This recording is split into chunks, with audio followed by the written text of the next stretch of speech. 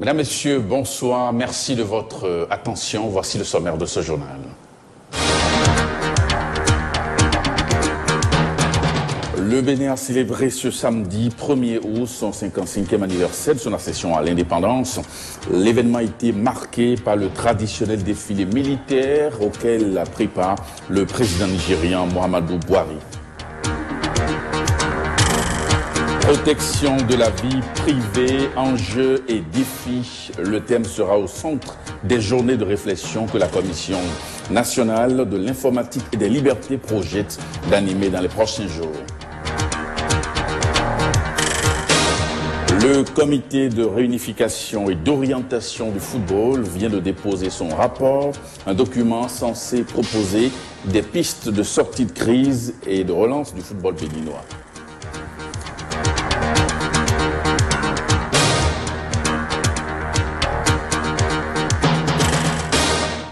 Merci de votre fidélité. 1er août, tout a commencé ce matin par le dépôt de gerbes à Kolakodji, un événement auquel a été associé le président nigérian Muhammadu Buhari, qui était sur place avec Boni Yayi.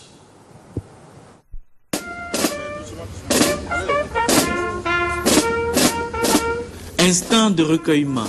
Comme chaque année et comme il est de coutume, le président Boni Yayi a procédé au dépôt de gerbes au monument aux morts, symbole de l'attachement à l'histoire, reconnaissance des sacrifices consentis par de nombreux Béninois pour la liberté des filles et fils du pays.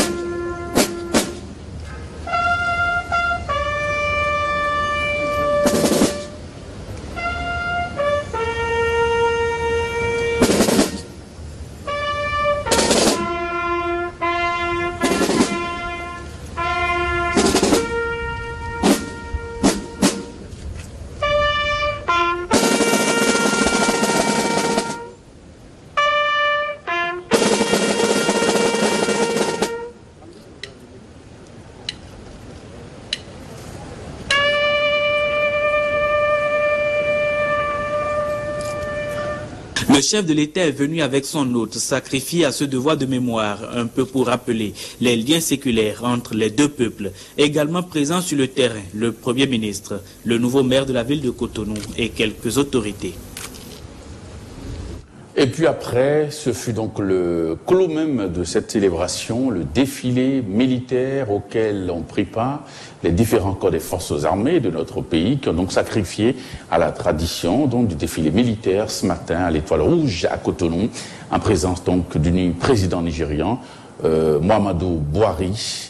Et puis, il y avait également cette partie importante de cette célébration, l'élévation de 7 agents des forces armées au grade de généraux de brigade, dont 3 des douanes et droits indirects et une première dans ce corps, 2 des eaux et forêts, une première aussi dans ce corps également, et puis 2 de la police nationale. Clotaire Avekou revient donc sur le défilé militaire.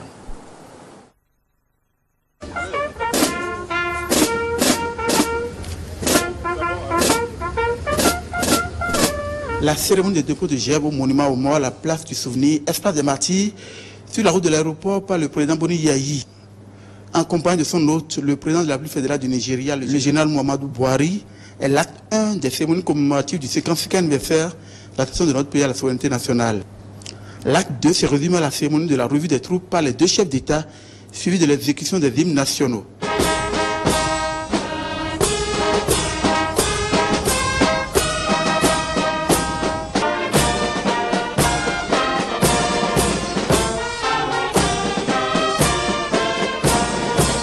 Le clou de cette cérémonie est l'acte 3 et la promotion de 7 agents des forces armées au grade de généraux de brigade. 7 généraux de brigade, dont 3 des douanes, des droits indirects, une première dans ce corps, 2 des eaux et forêts, une première également et 2 de la police nationale. C'est aux alentours de 10h25 que le top est donné pour le défilé militaire pédestre. Nous assistons en ce moment au passage d'un aéronef des forces aériennes du Bénin. Le top au son de la musique de la gendarmerie nationale donne le la du rouleau compresseur que représente le carré d'âge des forces armées. Détachement des jeunes filles du lycée militaire de Natengu, des enfants du plantonnat militaire de Mereke, les élèves de l'École nationale des officiers de Tofo, de l'École nationale de la police et de la gendarmerie nationale, des détachements des douanes des droits indirects, des eaux et forêts de la gendarmerie nationale, des forces aériennes, des forces navales, des escadrons de l'armée de l'air, des détachements de la garde républicaine, du groupement national, des sapeurs-pompiers, des unités spécialisées d'intervention de la police nationale et de la gendarmerie nationale, des commandos parachutistes.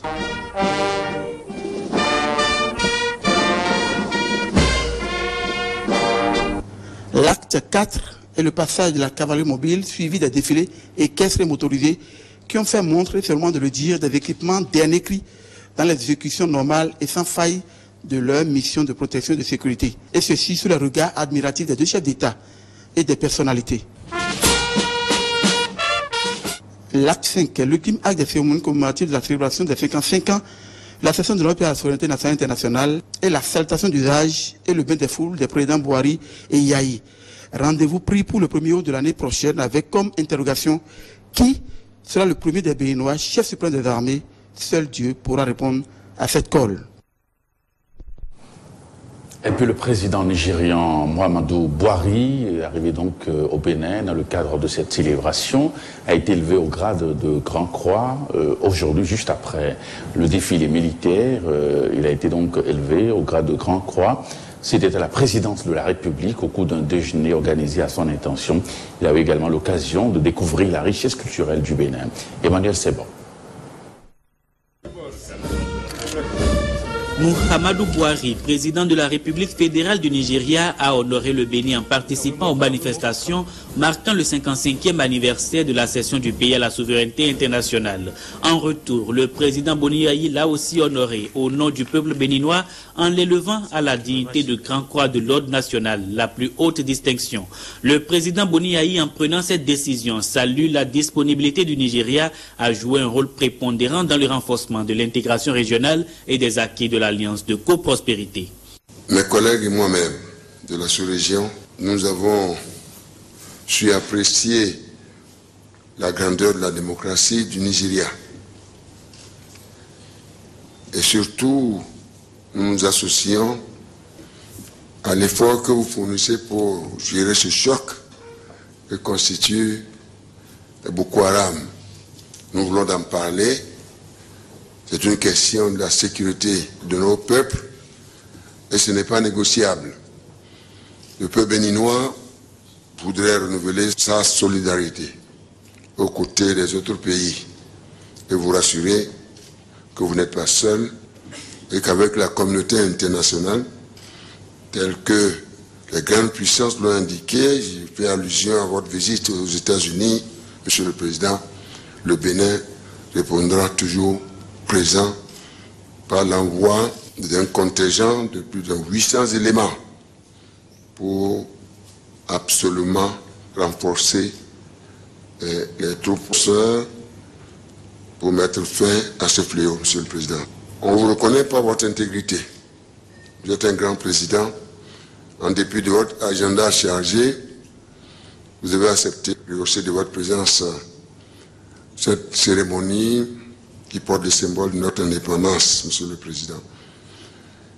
Et je pense que c'est la manifestation de la disponibilité du Nigeria à renforcer l'intégration économique dans notre sous-région et surtout à renforcer les acquis, c'est-à-dire l'alliance de coprospérité que nous avons mise en place entre le Nigeria, le Bénin, le Togo et le Ghana, qu'on pourrait élargir à d'autres pour des questions qu'on peut régler sans aller à la CEDEAO. Monsieur le Président, on vient d'échanger sur ce point, ce qui suppose d'ailleurs la mutualisation de la prospérité, ce que nous appelons l'alliance de coprospérité.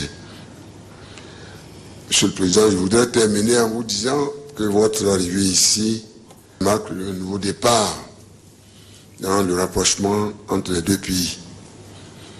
Les deux gouvernements au sommet de l'État, les deux peuples et les institutions.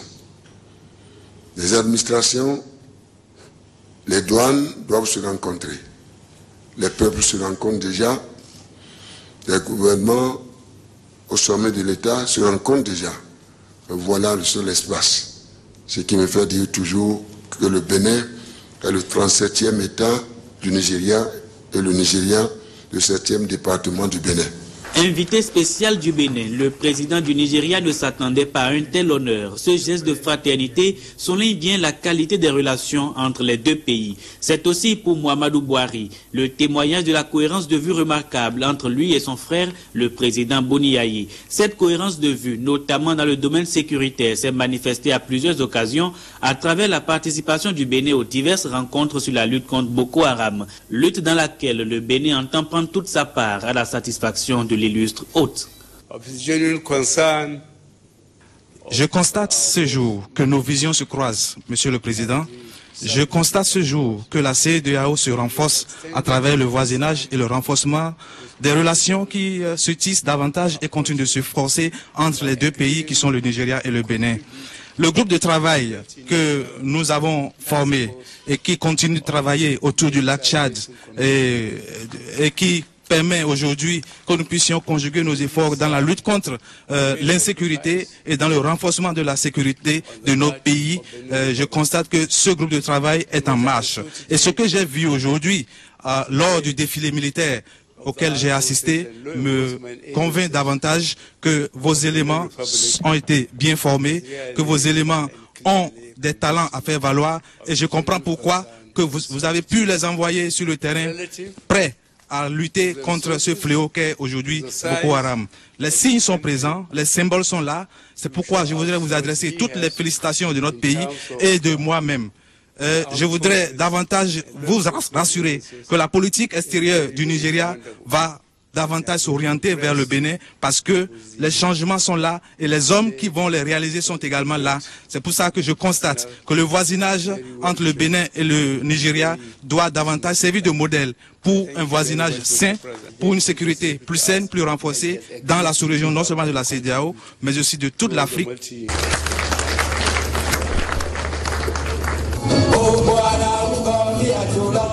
La cérémonie de décoration s'est poursuivie avec un déjeuner sous les airs culturelles béninoises. Et là encore, les groupes folkloriques ont marqué leur admiration au président Buhari en le décorant à nouveau.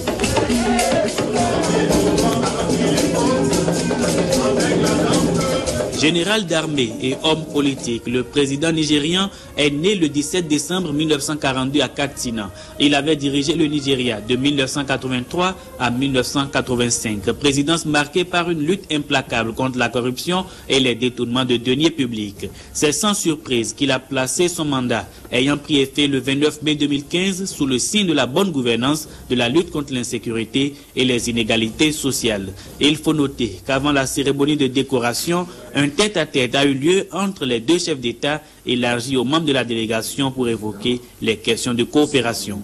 Le chef de l'État s'est aussi entretenu avec l'envoyé du gouvernement japonais à la fête de l'indépendance. Il s'agit du ministre délégué auprès du ministre des Affaires étrangères du Japon, Kiuchi Minoru, s'occupe des relations avec l'Europe, l'Asie et l'Afrique. Il a salué la discipline des troupes béninoises et réaffirmé l'engagement du Japon à accompagner le Bénin dans sa marche vers la prospérité. Et le défilé militaire lors de la cérémonie était très discipliné et solennel et vraiment magnifique et j'ai été vraiment impressionnée. Et c'est ma première visite au Bénin. Et grâce aux activités de son Excellence Monsieur l'ambassadeur Zomaron, aux médias l'autre fois, presque tous les Japonais, je pense, connaissent le Bénin. Et le Bénin est un grand ami du Japon. Et pour cette raison que le Japon mène beaucoup divers appuis au Bénin. Et le Japon accorde beaucoup d'importance en matière de l'approvisionnement en eau potable. Et lors de l'audience avec Monsieur le Président de la République, j'ai évoqué également le problème de enlèvement du citoyen japonais par le Corée du Nord et également la réforme du Conseil de sécurité de l'ONU. Et je l'ai remercié de son soutien. Et grâce aux accueils chaleureux des Béninois, je suis tout de suite devenue le fan de Bénin. Et donc, en tant que le ministre délégué, je voudrais contribuer au renforcement de relations entre le Bénin et le Japon. D'autres personnalités et délégations ont aussi eu l'occasion d'échanger avec le président de la République et ont exprimé leur attachement à une coopération exemplaire avec le Bénin. Et puis donc le président du Nigeria est retourné dans son pays après donc cette présence au défilé militaire et d'autres discussions avec le président de la République au salon donc d'honneur de l'aéroport. Les deux chefs d'État se sont donc prêtés aux questions de la presse. Emmanuel Sebon. Après une visite bien riche qu'il a conduit à Plakodji pour le dépôt de gerbes, la place de l'Étoile Rouge où il a suivi avec intérêt le défilé militaire, à la présidence de la République où il a été élevé à la dignité de Grand Croix, le président Muhammadu Buhari et son homologue du Bénin, le président Boni Yayi, ont donné une conférence de presse juste avant le départ de l'hôte béninois. Ils ont notamment évoqué la lutte engagée contre la secte islamiste Boko Haram par les pays du bassin du lac Tchad plus le Bénin. J'ai apprécié l'attention que le Bénin porte pour les questions de sécurité et salue la décision de ce pays de se joindre aux pays du lac Tchad, que sont le Cameroun, le Tchad, le Niger et le Nigeria. Je salue surtout la décision du Bénin d'envoyer un contingent qui va se joindre à la force multinationale pour combattre le groupe terroriste Boko Haram. Je félicite le gouvernement béninois pour les investissements faits sur les questions de sécurité sur la base de ce que j'ai vu sur le terrain aujourd'hui lors du défilé militaire. Nous nous sommes retrouvés pour arrêter, disons, le code de conduite. Et vous savez d'ailleurs que c'est vrai, nous sommes un espace qui se veut unifié, mais nous sommes membres du système des Nations Unies. Nous avons besoin certainement que nos actions soient légalisées au plan international. En ce sens que le Conseil de sécurité puisse certainement valider l'existence de cette force, ce qui est presque déjà le cas dans tous les cas de figure, parce que reconnaissant déjà tous les efforts du peuple du Nigeria, du Cameroun, du Tchad, du Niger. Ce qui nous reste aujourd'hui, à notre avis, c'est cet appui que nous avons, un fonds fiduciaire, des moyens techniques, des moyens de renseignement, etc. Voilà, je crois que c'est des questions de détail certainement que nous avons décidé d'arrêter en notre sein. Et certainement, je pense que lorsque ces questions de détail et de logistique seraient finalisées, eh bien, je voudrais rassurer le président que notre détermination est inébranlable, car ce qui touche le Nigeria touche le Bénin. Et de ce point de vue, nous n'irons jamais à la prospérité, marqué par l'emploi des jeunes, l'emploi des femmes, etc., si on ne règle pas la question de la stabilité et de la paix. C'est pourquoi nous ne pouvons que soutenir, j'allais dire, en faire une priorité, la question de Boko Haram. C'est une priorité au niveau de tout le monde, au niveau de la CEDEAO, au niveau de tout le continent africain, au niveau de la communauté internationale. Bon, moi, je pense que c'est des questions de coordination, la manière dont le Bénin doit rejoindre ses frères qui sont sur le front, c'est tout ce que nous attendons, que ce soit décidé et que, ensemble, nous puissions absolument travailler. Et nous sommes convaincus que Boko Haram sera vaincu, pour tenir compte de la détermination du président Buhari et de celle des autres chefs d'État, non seulement de la sous-région, mais de la communauté internationale. Je n'en prends pour preuve que les assurances qui m'ont été données par le président François Hollande sur cette question, qui fait partie, disons, du leadership au sein de la communauté internationale, sur des questions de lutte contre le terrorisme international, la question de lutte contre l'insécurité pour un monde nouveau fait de paix et de stabilité.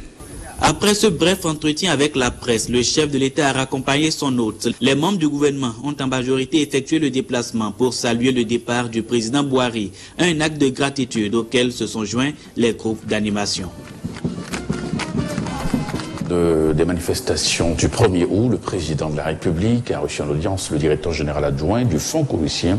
Le Koweït, vous le savez, appuie le Bénin dans le cadre de la construction d'un hôpital de zone à Tiaourou. Suivez ici un extrait de la déclaration du directeur général adjoint du Fonds koweïtien au micro d'Emmanuel Sévor.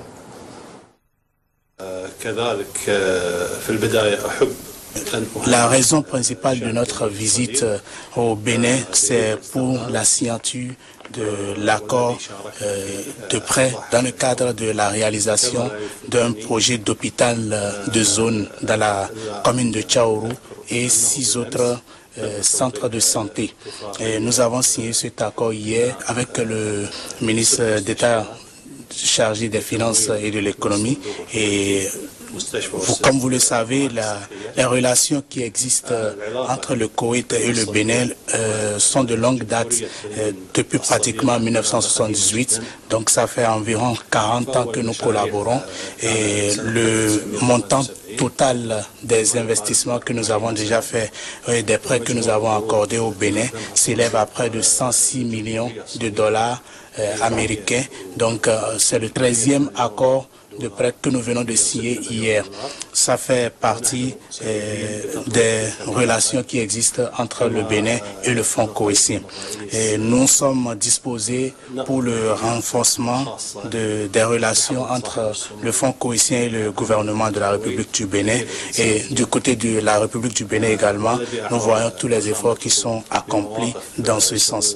Également, le président de la République du Bénin m'a chargé de transmettre ses sincères salutations et ses sincères remerciements à son Altesse l'émir Cheikh Sabah Al-Ahmed Al-Jaber Al-Sabah, l'émir de l'État du Koweït, l'émir de la philanthropie, l'émir de l'humanité. Et il m'a également demandé de lui transmettre que le peuple du Bénin l'aime et que cet amour est né du fait que lui-même il aime les pauvres. Et le peuple n'est pas aveugle de toutes ces actions qu'il entreprend dans le sens de l'humanité, de l'humanisme et de la philanthropie. Tel qu'il aime les pauvres, c'est comme ça Dieu le Tout-Puissant va l'aimer et le protéger jusqu'à l'éternité. La coopération bilatérale entre le Bénin et le Japon est au beau fixe. La matérialisation de ces bons rapports diplomatiques et la participation d'une forte délégation nippone à la célébration du 1er août et à l'occasion du 55e anniversaire de l'indépendance du Bénin. Un des responsables de la représentation diplomatique du Japon au Bénin revient ici dans cette interview sur quelques aspects, quelques axes de la coopération entre les deux pays. Il est interrogé par Ibrahim Nawani et Bernard Djamboué. Le Japon donnait de priorité, précisément 3 priorités dans notre coopération au Bénin. Premièrement, c'est un domaine de la santé et de soins médicaux. Santé, c'est très important, particulièrement des enfants et des femmes. Oui. On a parlé du coût de mortalité des enfants très élevé. Et donc le Japon essayait d'apporter sa contribution pour baisser la mortalité des enfants. Et puis le Japon envoyait l'expert japonais dans le cadre de coopération de JICA au Bénin. Un deuxième axe, c'est un d'éducation. Dans le cadre de cela, le Japon apporte sa contribution au Bénin sous forme de la construction école primaire. Jusqu'à aujourd'hui, le Japon a effectué de construction de salles de classe un peu plus de 10 000 classes. On donne notre troisième priorité dans le secteur primaire. Pour cela, le Japon donne de priorité dans le domaine. Et précisément, le Japon a effectué l'aide alimentaire quasiment tous les ans. Et c'est signifie le symbole de la bonne coopération, de bonne amitié entre le Japon et le Bénin. Le Bénin, c'est un modèle de la pays démocratique. Vous bien connaissez depuis 2010. Si vous avez bien changé votre président, c'est toujours par l'élection. Et puis, nous avons bien constaté de la bonne déroulement des élections au niveau de législative, mais aussi de la communale, locale. Voilà. Donc, le Japon bien apprécié votre pays dans le domaine de démocratie. La nuit de l'indépendance, une soirée organisée la veille du 1er août depuis 6 ans déjà. L'initiative est à mettre à l'actif de la maison de presse et de production Le Fleuron. Ibrahim Lawani pour le reportage. L'accession du Bénin à la souveraineté nationale est un événement majeur. Toutes les bonnes manières pour la célébrer sont donc les bienvenues. Le groupe Production Fleuron s'évertue depuis 6 ans déjà à commémorer l'événement autour d'un dîner. Cette nuit, c'est au fait pour passer un bon moment de distraction, de chant, de danse, et autour d'une table ronde, mais avec du vin. J'ai copié au fait ce que, quand j'étais toute petite, ce que le Gabon faisait. Je voyais à la télévision la grande nuit de l'indépendance regroupait les autorités. Je demande au peuple béninois d'être vraiment mature et d'œuvrer pour la paix. 55 ans d'indépendance pour la paix, l'union et le développement. 55 ans après son indépendance, le peuple béninois doit être fier d'avoir accédé à sa souveraineté. Une soirée comme celle-là, c'est vrai, c'est une grande fête, la fête de l'indépendance de notre pays, le Bénin, pour lequel chacun s'investit pour que les populations de ce pays constatent chaque jour que Dieu fait qu'il y a un mieux dans leur vie quotidienne. La première ressource d'un pays, ce sont les hommes. Et dans ce pays, il y a eu des femmes de qualité, des hommes de qualité depuis la nuit des temps. Ce n'est pas moi qui vais vous l'apprendre. Et c'est pour cela que je n'aime jamais dire que le Bénin est un pays pauvre. La nuit de l'indépendance, une soirée de célébration en amont du 1er août dans un esprit festif et de convivialité. La communauté musulmane prie pour une célébration apaisée donc de l'anniversaire de l'indépendance.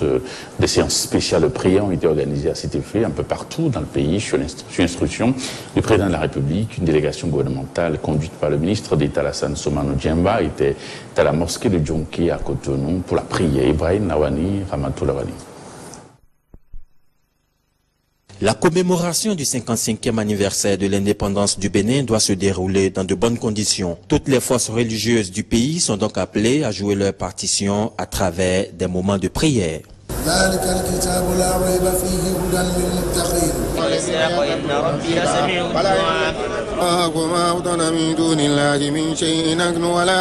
Toutes ces bénédictions nous accompagnent pour la bonne faisabilité de la fête de demain et que règne la paix, la quiétude, la prospérité dans notre cher pays, le Bénin, et dans le gouvernement qui est la paix. Et la tête du gouvernement qui est le docteur Thomas Boni Yayi, que Dieu le protège, que Dieu le bénisse, que Dieu continue toujours de l'assister. Tous nos autres, les étrangers qui vont venir de l'extérieur, que Dieu les accompagne à la destination. La célébration de la fête de l'indépendance est un événement national majeur. Elle doit donc se dérouler dans la paix et la stabilité. Le président Yayi Boni, qui a la crainte de Dieu, qui est un homme de foi, a voulu que toutes les confessions religieuses prient pour que la prospérité et la paix règnent dans notre pays. Le président demande que dans toutes les localités du Bénin, que les musulmans prient ce vendredi une prière exceptionnelle pour que demain, tout se déroule normalement, sans incident, et que tous les Béninois soient en joie. Demain donc, la fête de l'indépendance, c'est la fête de tous les citoyens béninois au Bénin, tout comme les citoyens de la diaspora. Sans paix, pas de prière. Sans paix, pas de religion. Nous ne serions pas ici en train de prier si notre pays était en guerre. Que Dieu nous protège. La somme des prières de toutes les confessions religieuses du pays conduira certainement à une célébration du 1er août dans un climat de paix. Le renouveau charismatique doyenné de la paroisse Saint-Michel de Cotonou est également en campagne d'évangélisation. Le thème choisi pour amener les âmes à Christ, crois au Seigneur Jésus et tu seras sauvé, toi et ta famille, acte 16-31. L'une de nos équipes de reportage était au Hall des Arts de Cotonou. Reportage.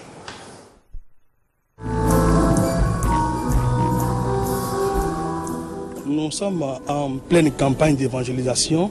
Et cette campagne d'évangélisation s'inscrit dans l'esprit de la nouvelle évangélisation que les papes Paul VI, Jean-Paul II et François ont toujours souhaité et ont encouragé. L'annonce est un mandat donné par Jésus lui-même pour tout le monde.